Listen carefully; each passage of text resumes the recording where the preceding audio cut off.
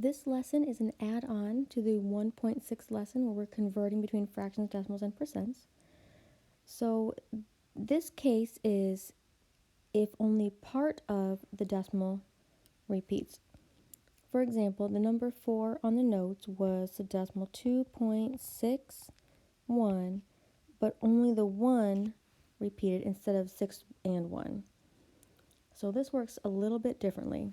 And I'm going to show you the shortcuts on how to convert a decimal like this into a fraction. So the first thing that we're going to need to do is we're going to multiply this by a power of 10. So that means we can multiply it by 10, by 100, by 1,000.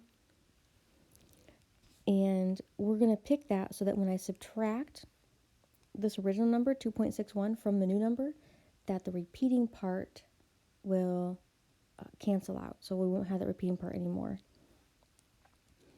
So this one I'm going to multiply by 10. And when I do that, I get 26.1. I'm just going to write a bunch of 1s since that 1 repeats. And then I'm going to subtract my original number, so minus 2.6111, and so on. And what's going to happen is all these 1s are going to make it 0, and they will forever as they go on.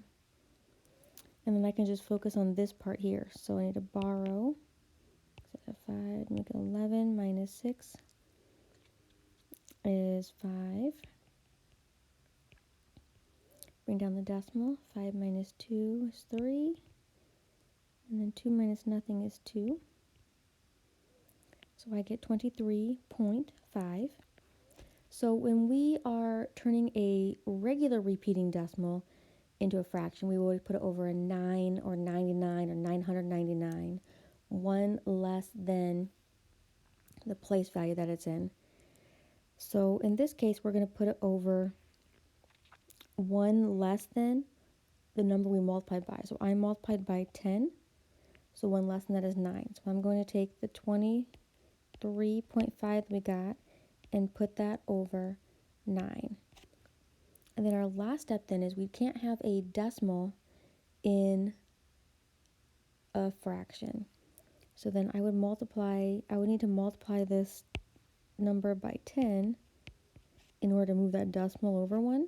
So that would become 235 over 90, because I have to multiply the top and the bottom by that 10. Okay, and then if we look at another one, this one is slightly different. We're going to look at 1.231 in which the 3 and the 1 is repeating, but not the 2. So I can try multiplying by the 10 like we did in the first one. If I do that, then I'm going to get 2.313131. Then I got to subtract my original. But what I notice is that my 1s and my 3s don't line up. So nothing's going to turn into 0 here. So that tells me that instead of multiplying by 10, I'm going to try multiplying by the next power of 10. So I'll multiply by 100 instead. So let's try that again.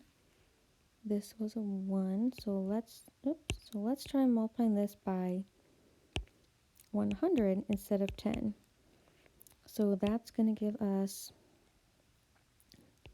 123.1, and then remember it's a 3 in the 1 piece, right? 3 1 3 1 3 1, and the 3 1 keeps repeating. And then I always subtract the original, so we're going to subtract the 1.23131, and now we see that the 3 and the 1 do line up. So no matter how far they continue on, all those 3s and 1s are going to turn into zeros. So I'm going to focus here. I'm going to borrow. Make that an 11. Becomes 9. 2 minus 1. Oh, bring down the decimal. 2 minus 1 is 1. And then the 2 and the 1 just come down. So I've got 121.9. And that's going to become 121.9 over. Now, since we multiplied by 100, I need one less than that. So that's 99. And then, again, we can't leave the decimal. So to get rid of the decimal, I need to move it over one place. To do that, that's multiplying by 10, both numerator and denominator. So that becomes then 1219, so 1,219 over, and then 10 times 99 is 990 would be my fraction for that one.